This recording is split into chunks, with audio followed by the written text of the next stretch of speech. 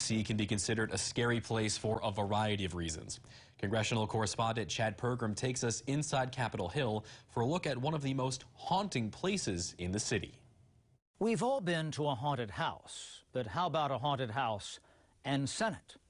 As they say in the Rocky Horror Picture Show, I would like, if I may, to take you on a strange journey.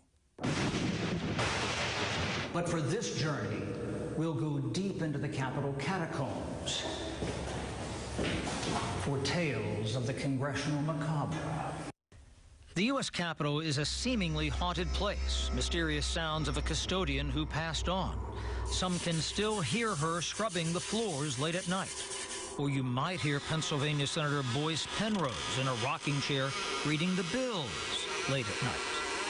The military converted the U.S. Capitol into a field hospital for Union soldiers during the Civil War.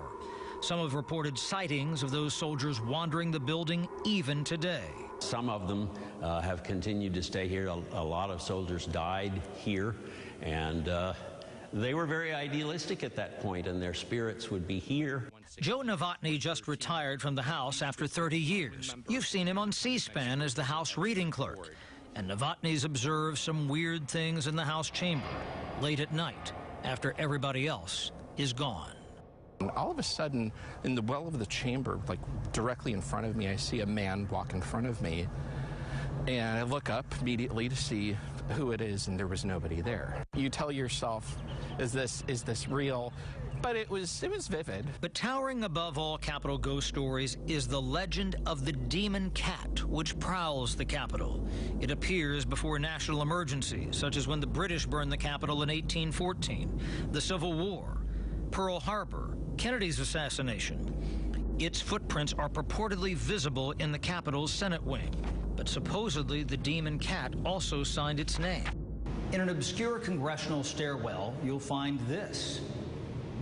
Now, does that stand for District of Columbia, Direct Current, Detective Comics, or Demon Cat? In another stairwell, you'll find the blood of Kentucky Congressman William Talby. Newspaper reporter Charles Kincaid shot and killed Talby there after a dispute in 1890.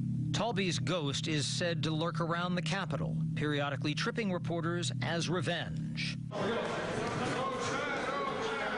Is that maybe why I was tripped on a Capitol stairway not far from there when I tried to get a word with Justin Trudeau? It sounds absolutely plausible, and it sounds like you're fortunate to escape as unscathed as you were. Holliday says Capitol ghost stories are history by another name.